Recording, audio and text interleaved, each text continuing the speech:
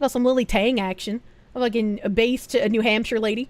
DEI, CRT, woke mind virus, social justice movement is neo-Marxist revolution to destroy the Western civilization. Don't buy into this new form of racism. The radical leftists are the real racist. Defund them all. I don't know what I could do, but I would love to support this woman if I move back into New Hampshire, man. America is going through a neo-Marxist revolution in the name of social justice, in the name of anti-racism. Everything's racist. Math is racist. True. AP class is racist. True. And Chinese people look like me are potentially white nationalists. Are you kidding me? Who are the real racists here? Who only focus on people's skin color and people's race, without looking at their individual merits, individual characters? The radical left are the real racists. America is going through a neo-Marxist. Oh, it started replaying. I couldn't tell where the final cut was. It's funny because it's real. It is. She's so fucking short. She's Asian. She can't help it. They're short people. I think I'm naive to think that the Chinese wouldn't use this as posturing to elevate their status. She's been an American citizen for a very long time, as far as I am aware. Like, sure, she could be some sort of, like, weird Chinese infiltrator here to spread dissent because she wants what's best for the American people. Like, maybe. But, you know. Chinese spies can do that. And to be fair, they're ignoring her skin color and judging her on the content of her character when they call her a white supremacist. I don't think a Chinese person can be a white supremacist. Oh, like, even if for some person, or for some reason, a Chinese person is like, yup, yeah, I'm a white supremacist Chinese person. White people are just objectively better than the Chinese. It's like, they would just be advocating for their own death. Like, I don't think that's what people are doing. And Kier doesn't know about the multi-ethnic white supremacy. I know that the most outspoken white nationalists tend to be brown. It's very confounding. Oh my god. The yellow face of white supremacy. The black face of white supremacy. Fuck it, I'll take the Chinese spy over the retarded Marxists. It's like, yeah, sure, she could be some sort of fucking infiltrator, but like, she's a survivor of the Cultural Revolution. So I don't know, maybe she has some experience with, like, hating communists, you know? Maybe she has some experience with not liking these people. Even the white nationalists have their own inclusion director in HR. At least the Chinese spies are competent at their jobs. Oh, white supremacists are very diverse. Yeah, I feel like if I moved to New Hampshire, I would love to figure out a way to fucking support this woman, dude. Absolutely would love to. She's a woman, we can't trust her. Sounds like she'd get along great with the Eastern Europeans in that case. They can bond over hating commies. I love bonding over hating commies. Jesus Christ. Fucking DEI articles, by the way. As first DEI watch list and tip line go live, are diversity advocates safe? In my professional opinion, I hope the diversity advocates are no longer safe. I also hope this tip line will be helpful. As the diversity, equity, and inclusion rhetoric continues to intensify across the hallways of our public and private institutions, as well as in media outlets and social feeds, there is a question we should be asking and addressing. When does rhetoric infringe on people's safety? Well, it doesn't, actually, because none of these people are unsafe. What do they mean by this? Recently, a conservative nonprofit group, American Accountability Foundation, posted an online DEI watch list containing 57 federal employees. These employees are referred to as dossiers, after initially being called target. Yeah, target's probably not the right word to use. And are pictured with their full names along with other information. Some profiles list their DEI offenses, such as their political donations, social posts, and their work on DEI programs. What does this look like? DEI watch list, America's bureaucrats most abusing diversity, equity, and inclusion. The DEI watch list is focused on exposing the unelected career staff driving radical DEI initiatives within the federal government. The real power often lies with behind-the-scenes bureaucrats who push divisive DEI agendas that undermine merit, fairness, and accountability. By uncovering these hidden influencers and their failures, we aim to restore integrity and common sense to our government. Join us in rejecting the politicization of federal agencies and standing up for policies that reflect real American values.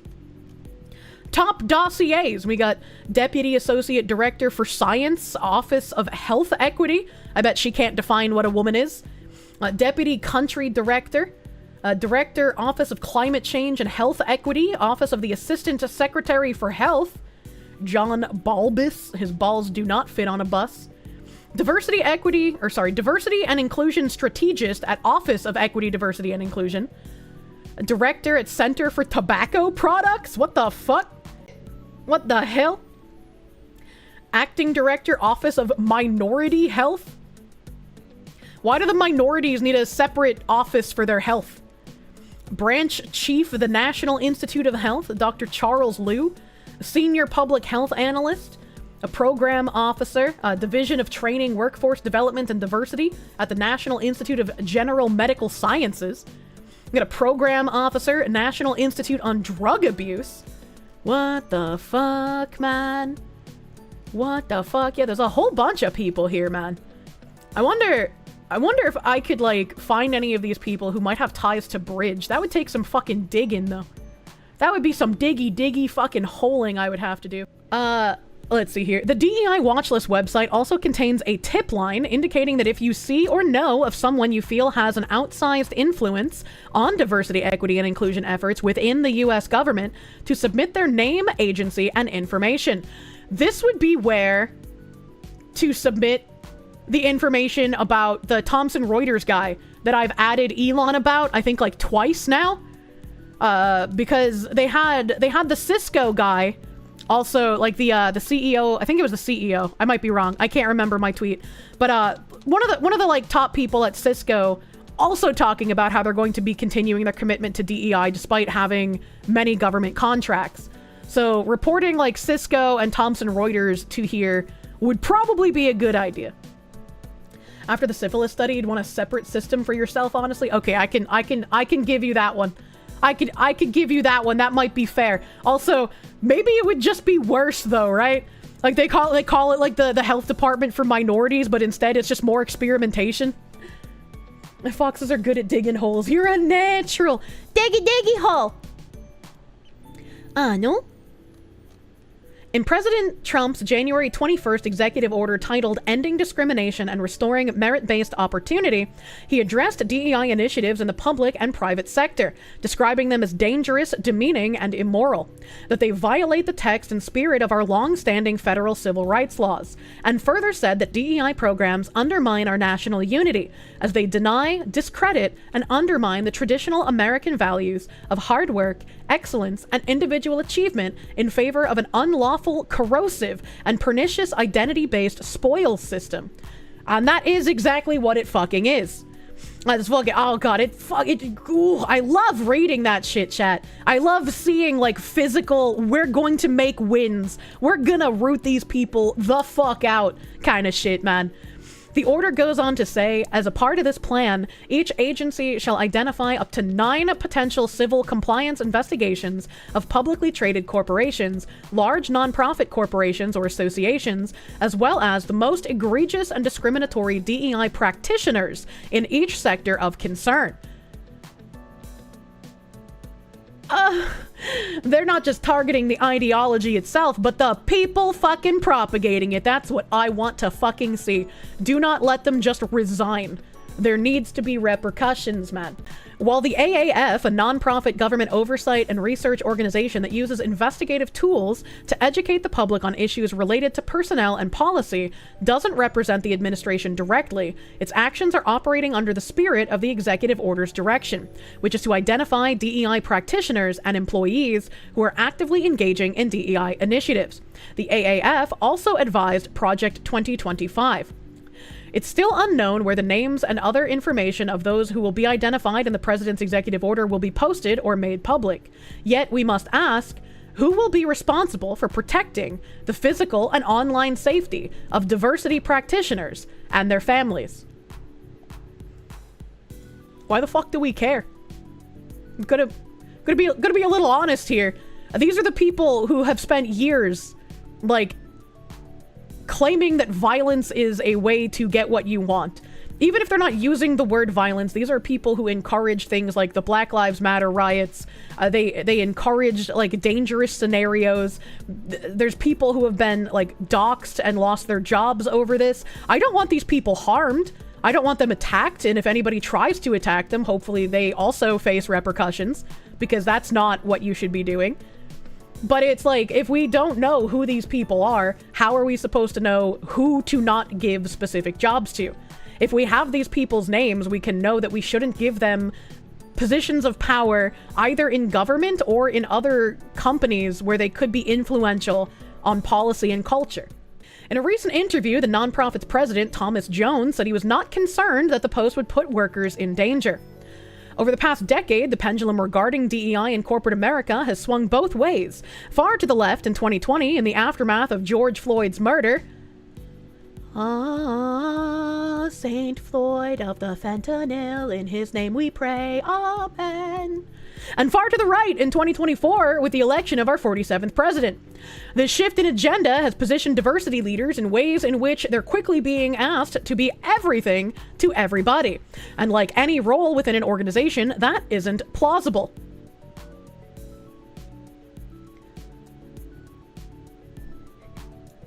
The diversity leaders are being asked to stop being racist and sexist, to stop excluding white people and men as just like blatantly evil and not deserving of things. They're literally being told to stop being racist, and they're just like, oh, we can't do that. We can't be everything to everybody. They're asked to be something rather than nothing. The qualifications and efforts of DEI practitioners, some of which have MBAs, PhDs, and decades of experience in corporations or federal agencies, have, in many cases, been overshadowed by the merit of DEI conversation. Yeah, because their MBAs and PhDs in diversity inclusion nonsense are basically worthless pieces of paper, and their decades of experience in corporations are literally just Marxist subversion of our institutions. They should not be listened to. They should not be taken seriously. These are not real people working real jobs. These are ideological acolytes trying to implement cultural takeover. I was like, what the fuck do you mean by this? DEI greatly expanded as a profession over the past decade in the US, and the reality is that many DEI departments were created to protect companies from litigation and claims made against them, while not offering any protection for the DEI practitioner themselves. Oh god, no. What kind of litigation would DEI departments protect you from? Especially after the affirmative action overturn. Like, what the fuck do you mean by this? Like, just the blatant lies, man. This is just one of the many reasons many DEI practitioners are caught in a maze. Yeah, they're only caught in a maze because they have to figure out how to continue pushing their cultural change and their Marxist beliefs while not getting fucking shafted by the law. And we want the opposite to happen. We want them to lose their jobs. Get the fuck out of these industries. Stop it. Get some help. Some executives are bringing their chief diversity officers to the boardroom and committing to including their voice, their experience, and their vote in management decisions, as well as providing clarity and commitment to their status and their work. On the other side of the coin, many diversity officers who took on roles originally intended to help companies carry on the important work of ensuring that all have a seat at the table are spending every day in their cubicles and offices in a state of invisibility, in addition to fear for their status at the company going forward. Good! Good, I hope they're fucking afraid, because they should be losing their jobs. Fuck them! They're being minimized and worked around, prohibited from speaking on public panels, and prevented from engaging with their colleagues or remaining relevant internally. All of this leaves their professional pride, self-esteem, and passion to deliver a workplace equity in a state of purgatory. And I'm only speaking about those who stay. As many as 60% of all CDOs, Chief Diversity Officers, have left their roles at S&P 500 companies. Have they left their roles, or have their roles been reassigned to a different name so we don't notice that the chief diversity officers are still there? Is a question I have to ask. And also, a question that I have to ask, right? This goes back to when SHRM announced they were going to be dropping equity from diversity, equity, and inclusion, and they were going to just be using diversity and inclusion as their tagline from that point forward. A lot of these DEI acolytes who are like true believers in the cause, they're taught to respond to words as stimuli. And so when SHRM says they're dropping the equity, even though they're committing themselves to doing equitable practices still, because the word equity is not there, a lot of these true believers see that as these companies abandoning them and abandoning a very pertinent thing that is necessary for this moral imperative, which is unfortunate because when some of these true believer acolytes start panicking, a lot of people will be like, oh, well, I mean, they believe in the thing and they're upset, so clearly it must be changing, it must be going away. And it's like, no, they just haven't been reprogrammed yet to quite understand how things are going. Aren't they just changing it to Bridge? They aren't getting rid of it? Bridge is not a renaming of DEI. Bridge is the entire initiative of all of the renamings of DEI. Bridge has been informing companies on how to change their language to prevent people from noticing that they're doing the DEI work that needs to be done. They acknowledge that DEI is a moral imperative and is something that needs to just be an embedded part of culture. But in order to do that, corporations need to stop having a DEI department, a DEI officer. They need to stop having a siloed approach where they just excise it to HR and marketing. And they need to embed the practices and the ideologies of DEI to the DNA of the company and operationalize it as a part of their business practice. So it will be the job of everyone at the company, and it will be introduced in such a way that you probably won't even notice it in the beginning if you are someone who wasn't doing DEI stuff at first. Which is why when a lot of people call out that like, oh, you can stop mentioning Bridge, we'll just notice this stuff if they keep trying to do it, and it's like, no, Bridge is them doing it. That's what Bridge is. Like, look at how many companies are publicly partnered with Bridge, and then look at how many other companies are following in lockstep with what all of those companies are doing. It's the same language, it's the same like goal that they're pushing for. Subversion is their MO, exactly. Most are also actually abandoned and fired because they're just dumb pawns. Yeah, you don't necessarily need all of the dumb pawns that you hired on in like 2020 in the wake of, you know, St. Floyd of the fentanyl, right? You can cut a lot of the fat from these people and just keep on like your most devoted to cultural change because they're all that's going to be needed to keep the company infiltrated. Bridge is the big boss and DEI is the grunt. You can easily change the grunt, but not the boss. Exactly.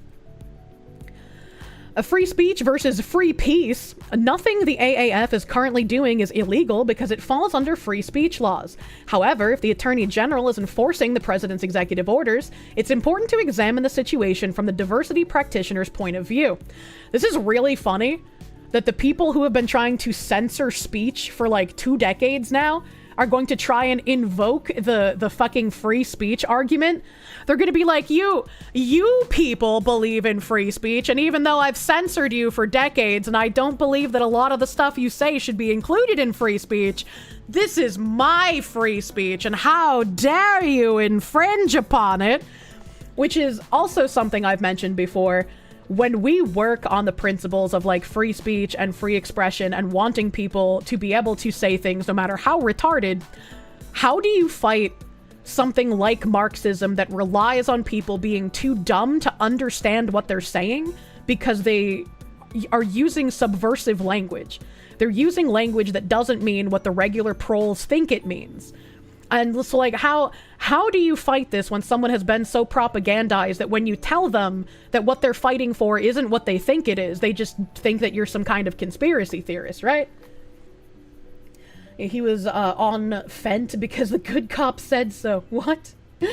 What?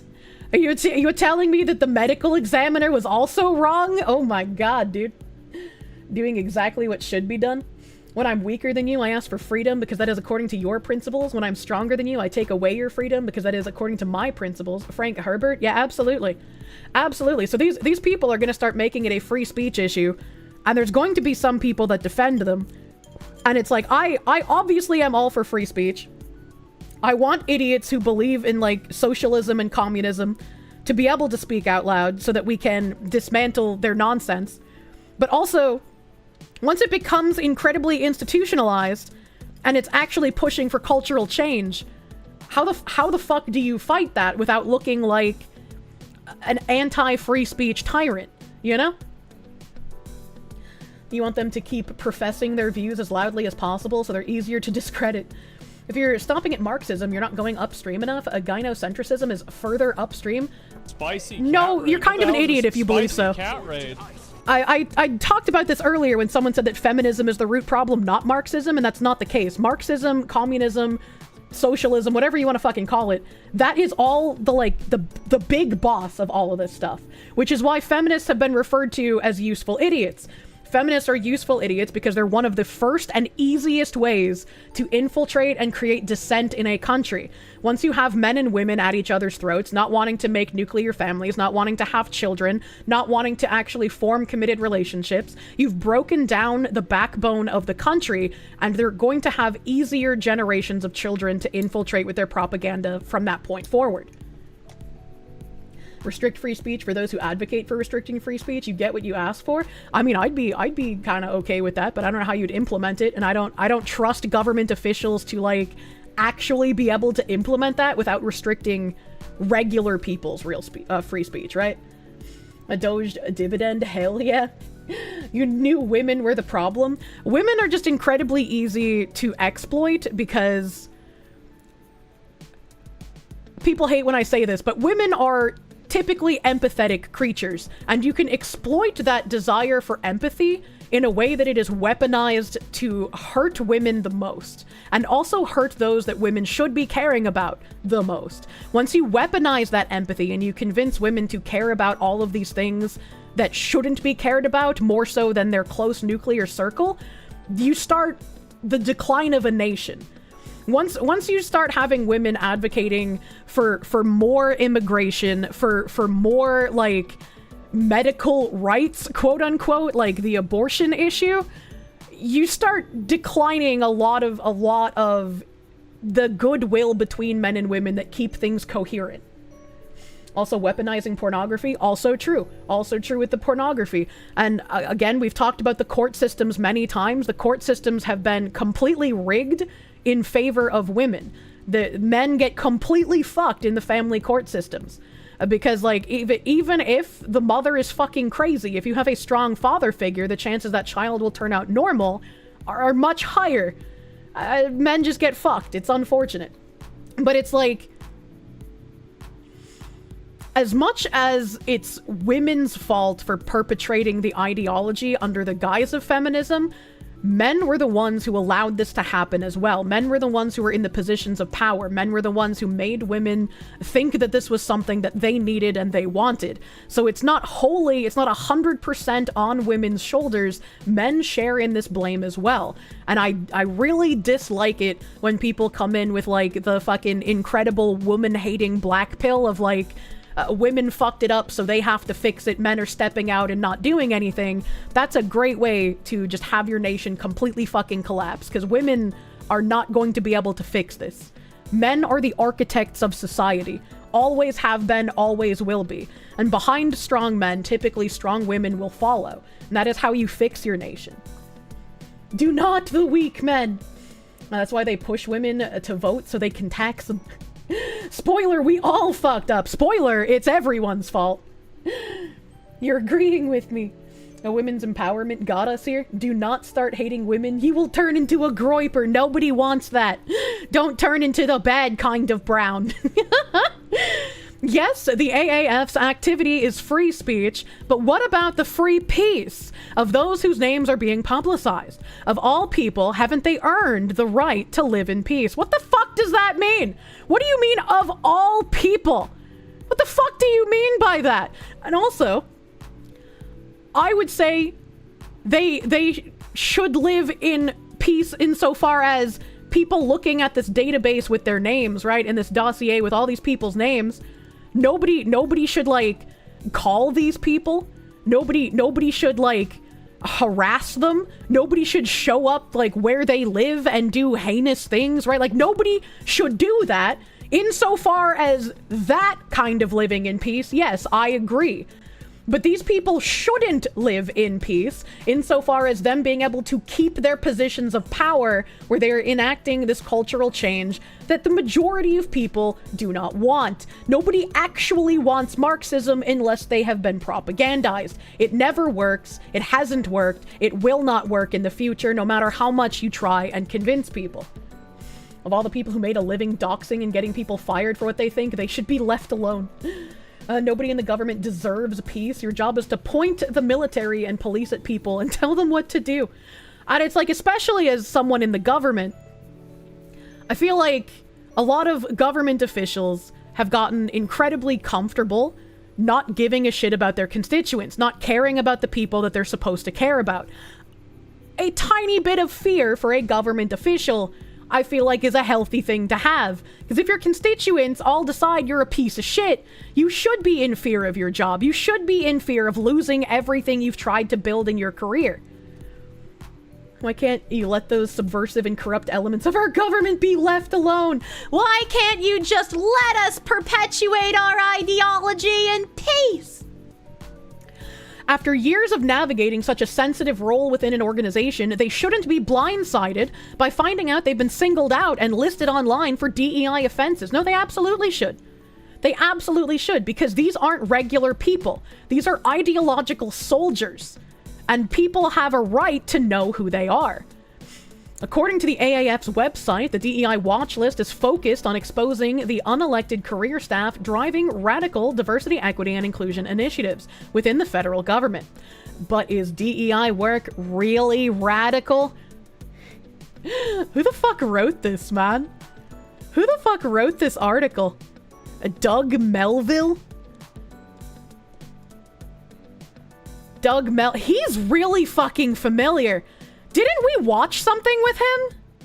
Doug Melville is a celebrated author, 3-time TEDx speaker, and one of today's most innovative and sought-out voices in international equity and inclusion. He's been featured prominently in the media, including CBS Saturday Morning, Time, The Daily Show, The Guardian, The Breakfast Club, and The Washington Post. Meet Madison Avenue's male chief diversity officer. How to extend diversity initiatives to the marketing supply chain. One-word answers addressing social injustice, inequality, TBWA Diversity Chief Officer Doug Melville.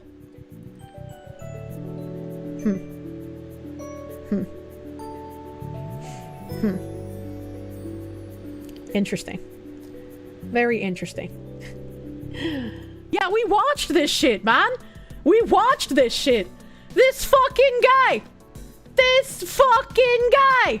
Where's my article?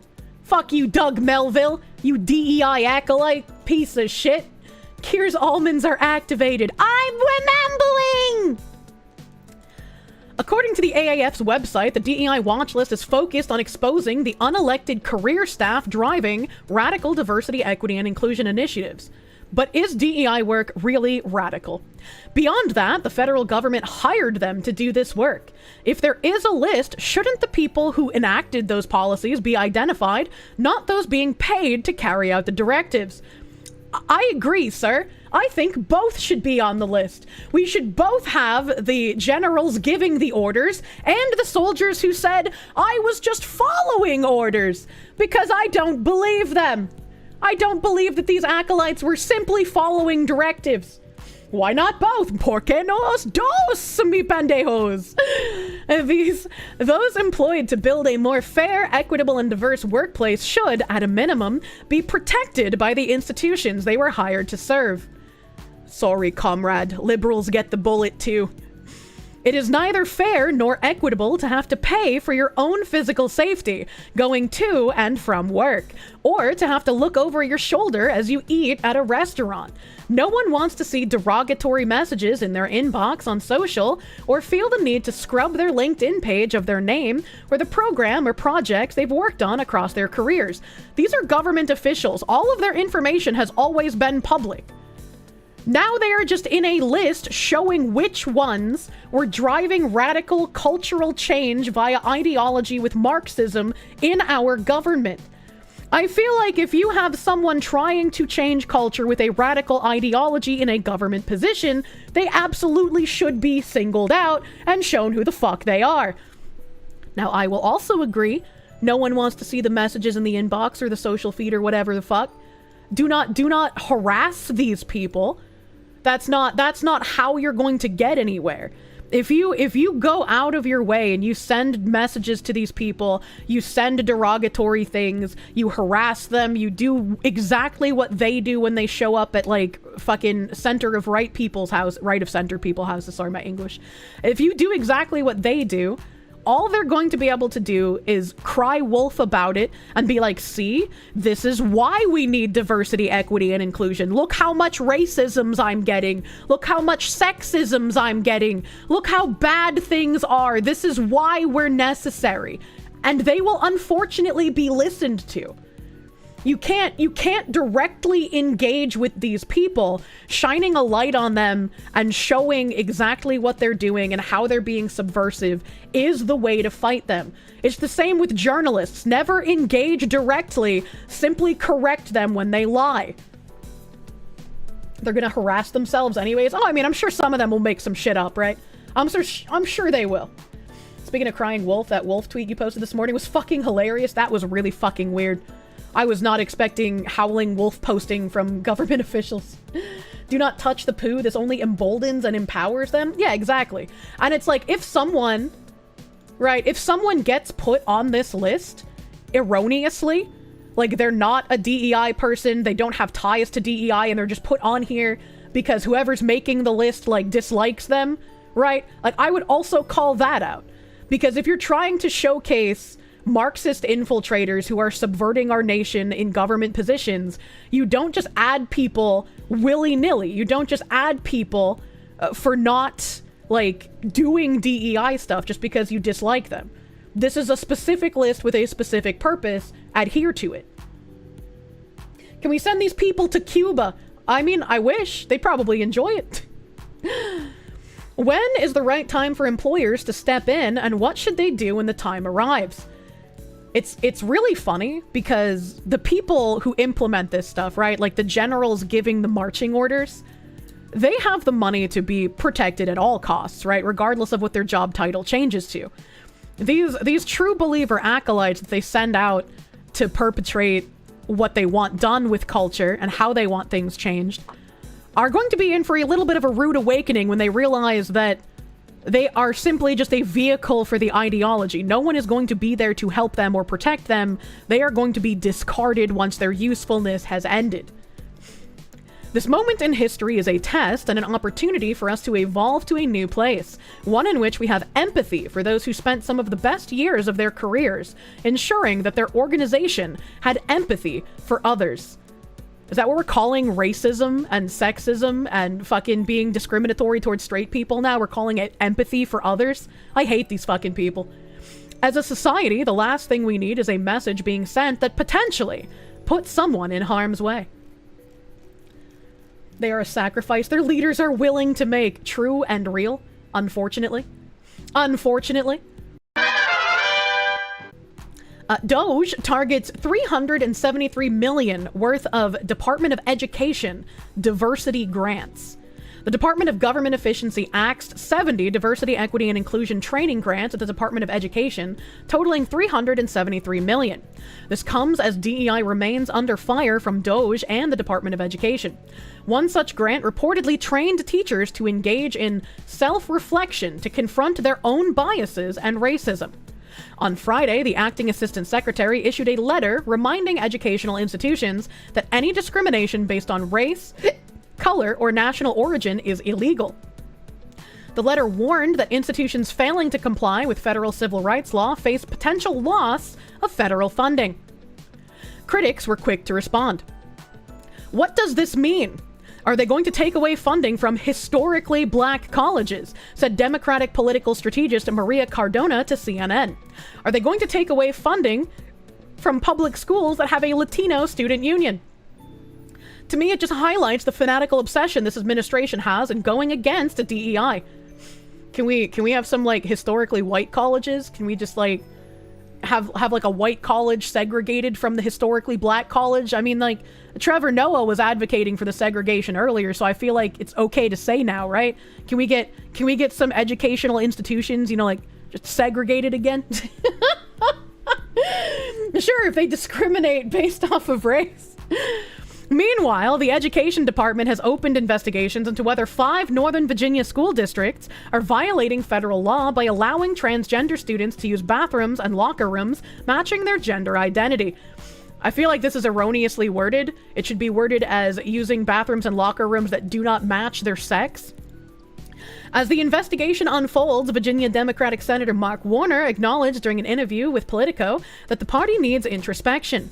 I think the Democrat brand is really bad, and I think this was an election based on culture, and the Democrats' kind of failure to connect on a cultural basis. Warner said, I think the majority of the party realizes that the ideological purity of some of the groups is a recipe for disaster, and that the attack on over-the-top wokeism was a valid attack. A recently published Gallup poll found that 45% of Democrats and Democratic-leaning independents want their party to become more moderate. That's still less than half of the party, which means the other, 55%? I can't do math. I think 55% fucking wants Marxism to be the dominant culture at this point. The gender identity means the sex they think they are. Yeah, but it's worded to be like an empathetic statement, right? You're supposed to feel bad. She added up to 100. I did it! I did math! Yay! I get cookie. Managed to run Twitch on your phones, you can be here a little longer? Hell yeah. Well, they either want it or don't care. I just, like... I want to see the funding get lost. I want to see funding be lost from these schools that do this shit. Like this article. Sacred Heart loses $3.38 million grant for teachers in Bridgeport, Stanford, over federal DEI standards. There's a little picture here that says program design. Content courses offered online, clinical experiences, accompanying seminars, meet in person to support working professionals, ideal hybrid delivery. Just some little stuff at Sacred Heart here. The U.S. Department of Education has revoked millions of dollars from a Sacred Heart University program training teachers in Bridgeport and Stanford. The cut was part of the federal government's crackdown on DEI programs, according to a letter from the Education Department. Federal officials Wednesday stripped the university of a $3.38 million grant that would have funded up to 80 teaching positions over the next 5 years for a teaching residency program in Sacred Heart's Education and Human Development College. What is it with commies and 5-year plans, man? Like, they lost their federal funding for not getting rid of DEI bullshit, and it turns out that it was going to fund 80 teaching positions in a 5-year plan. Oh, come on, dude. Come on, dude. Stop being so on the nose. In a letter to Ren Rozelle, the program's director, an Education Department official outlined the department's opposition to diversity, equity, and inclusion, or any other initiative that unlawfully discriminate before addressing the funding cut. The Education Department gave Sacred Heart 30 days to challenge the funding cut. Illegal DEI policies and practices can violate both the letter and the purpose of federal civil rights law and conflict with the department's policy of prioritizing merit, fairness, and excellence in education, Mark Washington, the department's Deputy Assistant Secretary for Management and Planning, said in the letter. Sacred Heart University spokesperson Deb Nowick said the department's notified SHU about the funding cut earlier this week, and university officials have since reached out to state and federal representatives for assistance. She said the university will need to either close down the programs or find another funding source for it to continue. We are disappointed that they're revoking the funding, Nowick said in a statement. This program addressed a severe shortage of teachers, both in Connecticut and nationwide. No, see, we need real teachers and not ideological plants. We need people who are actually going to teach children, which includes critical thinking, and not warp history to their own biased views, and not teach children to hate themselves because of the color they were born as, and not also teach children that they can turn into something that they're not. We need real teachers. Thoughts on Doge firing the nuclear engineers? They already apologized for that and rehired the engineers. They said that that was a mistake. More Warren Smiths, please. Sacred Heart is the liberal arts school, so there's that. Yeah, absolutely. It's a beautiful thing to see, man. The Teacher Quality Partnership Grant, which the university received last year, placed an emphasis on recruiting teachers of color and filling teacher shortages in high-need areas. Noack said the program placed a special focus on fields with teaching shortages, like special education and STEM. Sacred Heart was set to use the funding for teachers at Geraldine Johnson Elementary School in Bridgeport and K.T. Murphy Elementary School in Stamford. Sally Drew, associate professor and director at the Special Education Program for Sacred Heart, said in October that part of the grant would have funded the university's Para Pioneers program, which trains paraprofessionals and substitute teachers to become special education teachers in Stamford. The teaching training program, which is called Teachers at Heart, grew out of Para Pioneers. And if you want to do this, if these programs are actually as needful and as decent as they sound, get rid of your fucking DEI. It's that simple. Get rid of your DEI nonsense, stop prioritizing people based on race, and you will get your funding back. Clearly, you don't care about these programs enough, even though you're trying to elicit an emotional response from people, like, by talking about these other programs. So just get rid of the DEI. Oh, so just fucking get rid of it. As a former para, boo-hoo. The funding loss is a significant setback, Stanford Public Schools talent recruitment and retention director Charmaine Torsey said via email. She said school officials had just recently announced the Teachers at Heart program to the district. We know that strong, diverse, and well-prepared educators make a lasting impact on student achievement. This program was a winning formula for addressing both teacher shortages and the need for a more representative workforce. While this decision is beyond our control, we remain deeply committed to the mission of growing our own teachers. Because when we invest in future educators who already know and love our students, we build stronger schools and brighter futures. Growing our own teachers. I like how they make it sound like it's like a really nice, support local educators kind of thing, when it's more just like, yeah, we're not getting rid of the DEI money because we need these acolytes here. Torsey said, despite the loss of funding, she and other district leaders are working hard to sustain this innovative opportunity. We have only doubled down with our partner at Sacred Heart, and are more committed than ever to carry out the vision of serving our students and their families, in part by recruiting, supporting, and retaining high-quality, caring new teachers through the program. Bridgeport Public Schools did not immediately return a request for comment. If these other programs are so important and relied on this funding that you got from the government, just get rid of your DEI. Like, what do they mean? If you really need more teachers to be in special education, just get rid of the DEI hiring process. What do they mean by this? And they're just like, even though we lost this funding, we're doubling down. Like, what? These people are insane. Since taking office last month, President Donald Trump has dismantled DEI measures in the federal government, signing an executive order to terminate positions, offices, and programs dedicated to DEI.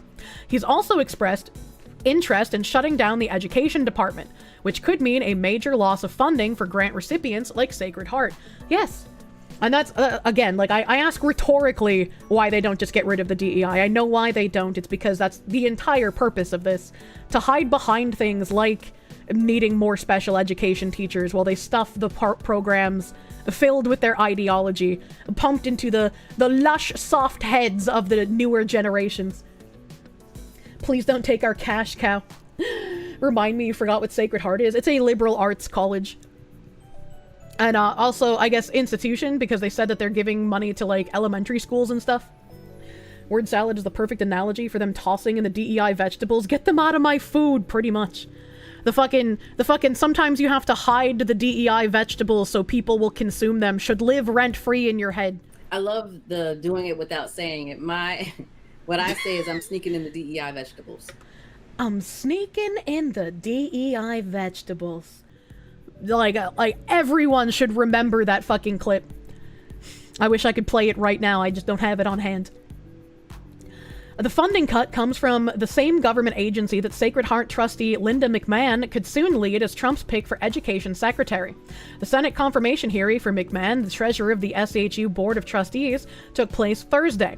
There, she discussed how the government could restructure the department while preserving programs like Title I funding for low-income schools. They can't spread their ideas without indoctrinating children. Oh yeah. The fight for keeping themselves in education is going to be hard and rough.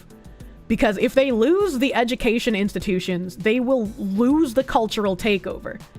If we can get them out of education, it will only be a matter of time before we remove them from everywhere else. The education institutions are the most important, and so it will be the hardest fight. You will see the most, manipulative language when it comes to that, and you will see people basically doing every fighting tactic in the book to be able to keep the funding and keep these programs. Also going to be essential to destroy the teachers union. Ammonia. Denise L. Carter, the former chief operating officer of the Education Department's Student Aid, has served as the acting education secretary. Washington, the official who penned the department's letter to SHU, credited Carter for shaving DEI programs from the department's grants. Representatives of the U.S. Department of Education didn't respond to a request for comment. The Education Department awarded the funding to Sacred Heart and 19 other education institutions last year. The combined money was set to total nearly $154 million throughout a 5-year period, according to a department list of recipients. I wonder how much of this funding was pushed out as quickly as possible in order to keep some of these programs afloat in the beginning of Trump's presidency when he's trying to dismantle it. Under the terms of the grant, the teacher residency program in Sacred Heart's Farrington College of Education and Human Development would have trained 4 cohorts of up to 20 teaching residents each, including paraprofessionals and substitute teachers. The residents would commit to teach 3 years at their respective schools in hopes of eventually getting their teaching license. Last year, a Sacred Heart news release stated the grant would recruit teachers from underrepresented backgrounds and bolster the job market. Look, man, you can't take government funding and then do racist hiring policies, man. Come the fuck on. The Teacher Quality Partnerships Grant supports the continued collaboration with Bridgeport and Stamford to address Connecticut's critical shortage of teachers in high-need areas, build a diverse educator workforce, and improve student achievement, Roselle said in the release. State Rep Jennifer Leeper, D. Fairfield, called the loss of funding devastating in a video she posted responding to the revoked grant Thursday night. She said substitute teachers are meanwhile educating students year-round due to a lack of full-time teachers. And the cut limits the potential for more positions in the future. The chaos in Washington isn't just in Washington, Leeper said in the video. The dollars they are cutting are dollars that come to us, the taxpayers. This is our money that they're stealing from us, and they're crippling our future by making these radical and short-sighted choices. Actually, Creepa-leapa, that's our tax money that they're stealing to fund your ideological subversion. And we, the taxpayers, wish for this to fucking stop. I'm sure some of you Marxists are paying into the tax system and would like your tax dollars to go to this, but the overwhelming majority voted fucking no on your bullshit. We want this shit gone, and it will be cut out. And hopefully you, as a fucking representative that wants this stuff, will also get voted out. Hopefully enough people in your area will wake the fuck up and say, no, we don't want someone who's going to be espousing this and wasting our money on racist policy. Oh my god, they do not have a right to my money. Get it the fuck out.